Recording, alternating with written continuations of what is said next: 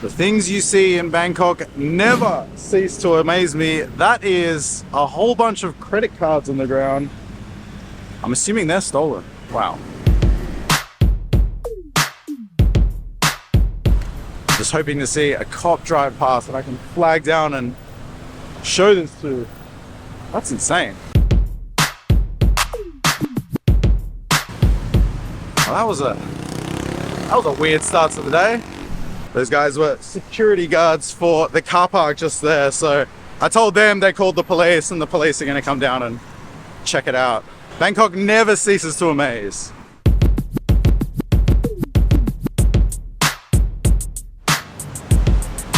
I'm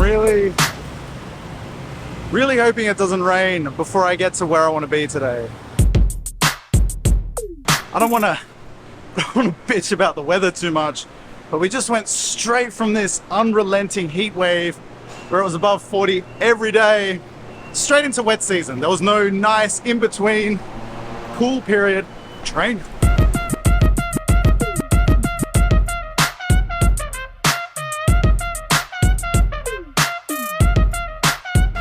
Still no rain yet.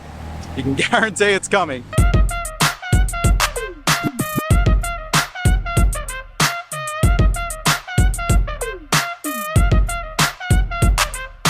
So today is actually a pretty special day for me. Today marks exactly 3 years since I made the move to Thailand.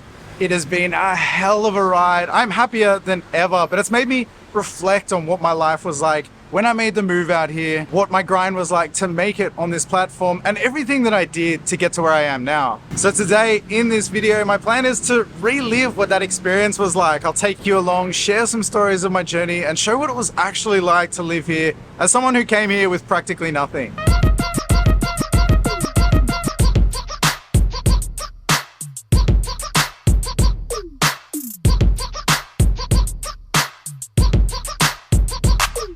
This is Graffiti Park, by the way, just near Lachatawi station.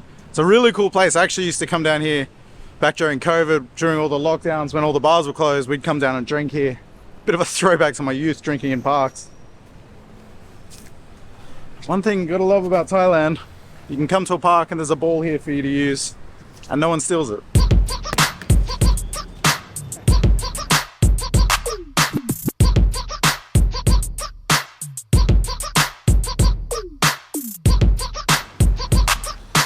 So behind me just here is the first condo that I lived in after I got out of my 2-week quarantine. Remember all that? So after my quarantine, I did some exploring around Bangkok and I quite like this area, Lachatawi, and I found this condo behind me here. I had a great deal there. I was paying 8,000 baht a month and I wasn't on a contract. I was just on a month-to-month contract. I didn't want to tie myself down to anything too long-term because everything was really weird back then. There was restrictions and lockdowns and curfews and all those sorts of things. So I ended up living in here for about 3 months. The room was okay. It was small. It was almost like a hotel room, but I only came with 1 suitcase and a couple of backpacks. So it was fine for me and everything that I had at that time. Now, something I still have from this time and my time living here, or basically since I moved out here to Thailand, is this book. So I love writing things down. I like making lists. I like organizing things and crossing things off my list. And what I've also got in here is my original budget from when I moved out here, and it's quite interesting. So I moved out here with just over 10,000 Australian dollars, which is this much. Basically, I came out here with a dream to become a full-time YouTuber and I didn't have any guaranteed income, so I needed to make that money last as long as humanly possible. And as I take a look at my budget, it was tight. I was living on 1,500 Australian dollars per month, and I had everything broken down into a very strict day-by-day budget.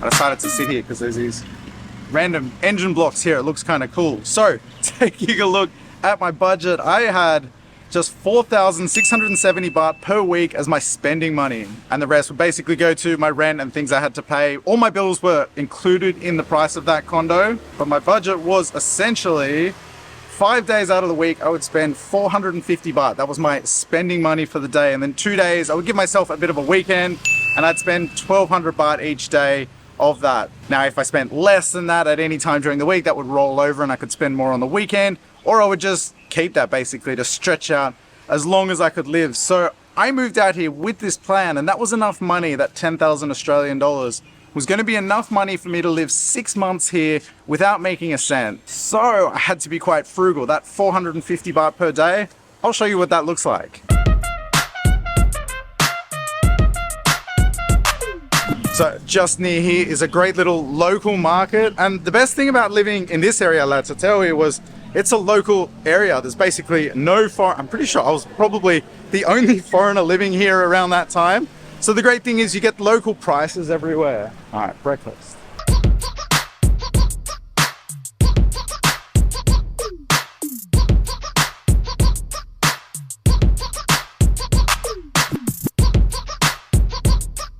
So this is a great little local place, one of many great local cheap places to eat around here. I got a pork omelette and rice. The water's free. This is 50 baht. Great way to start the day.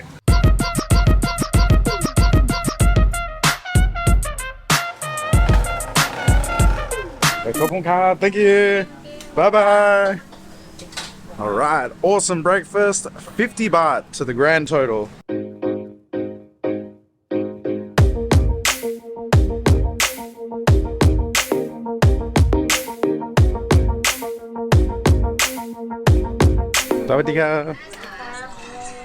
Oh, this is so cool. I get so much nostalgia from walking around here. It's been a while since I've been out this way. I'm really enjoying being here today. So now I'm going to head into the Sukhumvit area and I'm going to take a ferry to get there. I'm actually on the wrong side. I got to go there.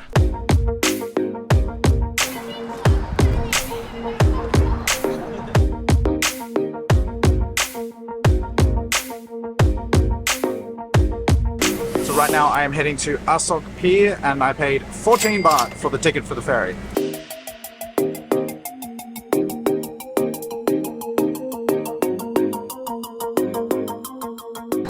Now, I was originally going to get off at Asok, but I decided to get off just near Central World because there's a great restaurant near here that I used to eat at sometimes. And I haven't been for ages and I would love to revisit it for lunch.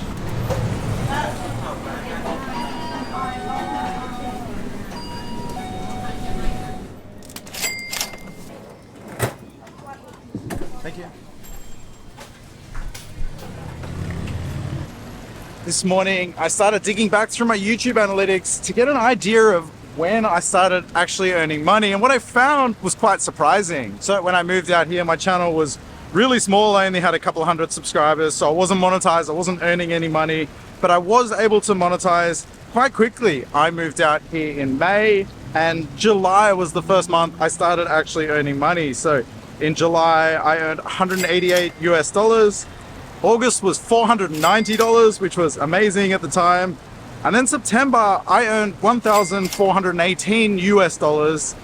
And then it just kept going up. October jumped up to 2,200 US dollars. And that was it. I was off and I was earning decent money. So I was still living quite frugally, quite cheap, and I was putting money away and saving money so that I could continue to do this for longer. I wanted to build up a bit of a nest egg and basically just have some savings for in case anything happened, or if I wanted to do a trip, take a holiday somewhere. I wanted to go do some traveling once the world opened up. So I was able to start saving quite early on. I would inevitably end up investing most of that back into the channel in traveling and going places and upping my production and buying new cameras and equipment and stuff like that. I eventually moved to a more expensive condo where I'm living now. But it was surprising to me how quickly I started actually earning money, and I didn't need to stick to this really strict budget for as long as I first thought.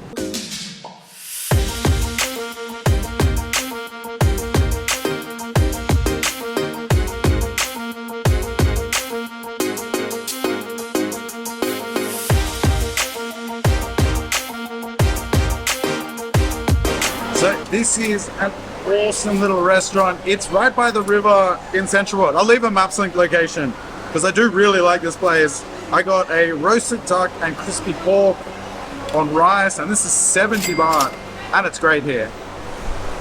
Okay, khop ka. Thank you. Bye bye. Thank you. Oh yeah, awesome lunch. That place is really good. So it's right next to, that's the river just here, and that's the restaurant just there. Highly recommend it.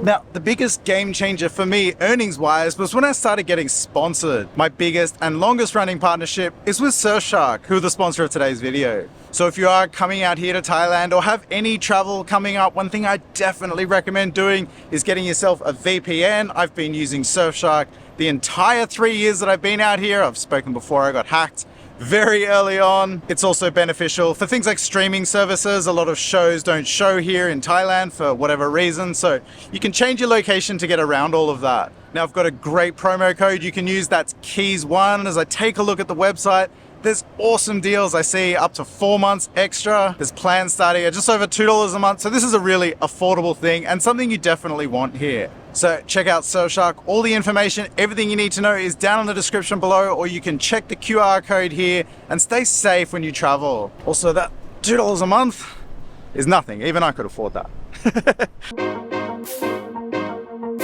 This is that new park that's near Central World. I honestly wasn't that impressed with it the first time I came down here. It had just opened and it didn't look that great, if I'm honest, but it's looking much nicer now.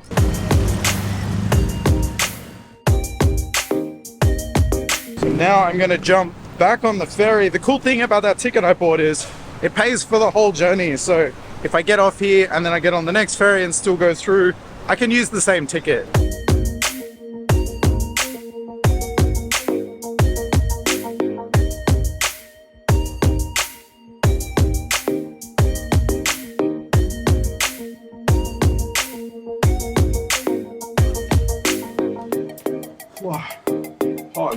Oh man, this has been fun to take a trip down memory lane, and I'm enjoying this little challenge too. My mate Sam actually did a video just recently showing how much money he wastes a day in Pattaya. That's worth checking out. Sam, take notes. This is how it's done.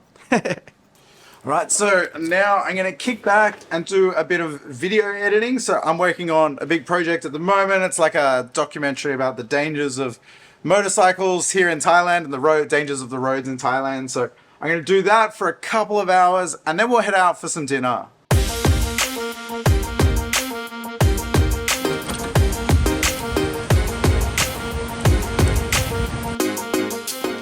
So I don't know if you can see behind me very well, but it's raining. Yeah, it's still raining a little. It's been on and off, but I'm not going to go out for dinner. Instead, I'm going to order Grab. Haha! So I ordered a Penang chicken, and this was 85 baht. So I think this has been a fun look at how you can live really cheap here in Bangkok. Obviously, I don't live like this anymore, but using today as an example, what I spent was just 225 baht. So in that situation 3 years ago when I moved out here, I would keep the rest. My budget was 450, like I said. So the rest I would put towards the weekend, or I'd save. You know, the more I saved, the longer I could stay in Thailand, essentially. Thankfully, nowadays, I'm in a much better position. I made a video a little while ago talking about what my earnings are. I'll leave a link for that here or here and at the end of this video. But it's interesting. A question I get asked all the time is, can you live here on $1,000 a month? And the answer is yes, I did it. I did it for months. I don't think it's a great long-term solution, but if you're coming out here to chase some dreams or to work on something, and hopefully you'll be in a position later where you're earning more money than that, then $1,000 a month is okay to get started. So with that being said, that's enough for me. I'm going to enjoy this Penang. I'll see you in the next one.